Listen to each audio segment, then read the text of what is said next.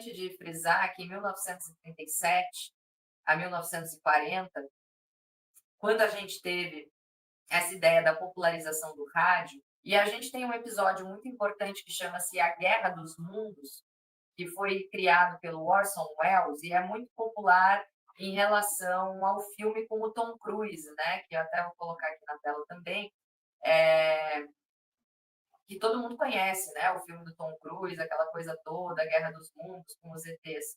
E eu vou dissertar mais sobre isso na aula Dicas e Filmes da Trilha, mas eu quero pontuar aqui, né, que isso foi, eu venho falando sobre isso há muito tempo, né? E isso foi uma coisa que ela é muito importante, porque até o momento que o Orson Welles faz essa transmissão na rádio, ninguém sabia que uma invasão extraterrestre podia acontecer. E o medo, ele é uma coisa que vai determinar os próximos anos, porque essa é a principal moeda de controle, ela sempre foi. Né? Lá, como a gente estava vendo no nosso super PDF aqui, quando Netuno estava em Áries e o Sófocles lança lá o Édipo Rei, aquela tragédia, né, do Édipo Rei, que vai ter o complexo de Édipo, aquela coisa toda, né?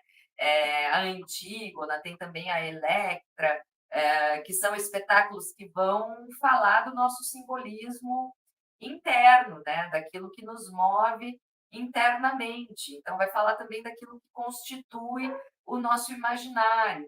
Né? Então, dentro dessa trilogia, ele vai trazer ali 8.000 anos de história, e que vai falar, né, dessas histórias de família, de desejo, enfim, de tudo que está lá no nosso submundo pessoal.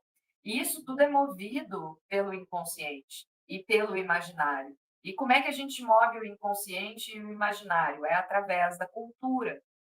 Né? Então, os gregos eles usavam as tragédias justamente para ensinar, doutrinar as massas.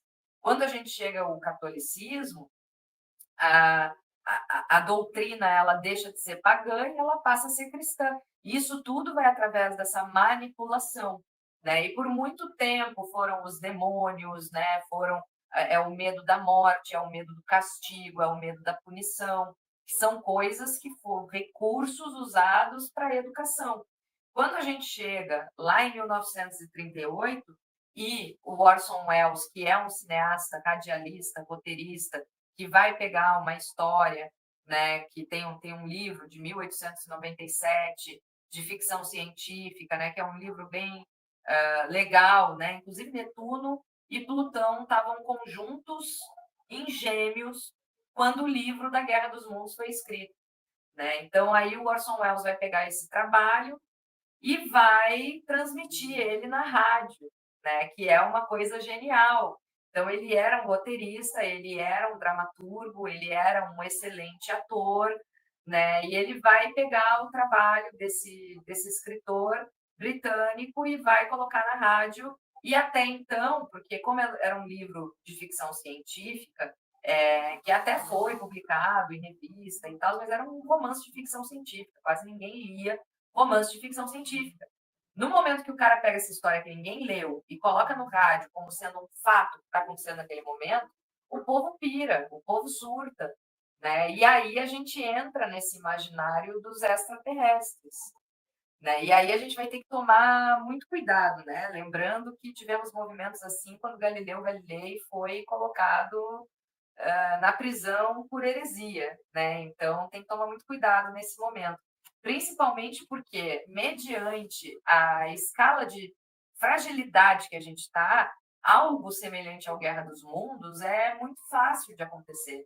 Né? A gente já tem eleições presidenciais nas principais democracias do mundo sendo totalmente manipuladas pelo conteúdo das redes sociais. Como eu mostrei para vocês aqui nesse PDF, não é algo novo. As redes sociais estão aí há 30 anos. A última vez que Saturno passou pelo signo de Áries, a gente começou a usar o Mirk, o ICQ, o MSN, né? Então, o Twitter, o Insta, o Facebook, eles são uma evoluçãozinha do Mirk, né? A gente ainda vai desenvolver outras formas mais refinadas, provavelmente. Mas nesse momento a gente está numa fragilidade enorme. E a chance de acontecer algo como isso é imensa, porque qualquer adolescente, né? Hoje em dia a gente tem golpe diariamente no celular, né? E qualquer adolescente com um pouquinho de conhecimento em Adobe Premiere, né? Ou em Maya, ou em Blender, ou em algum desses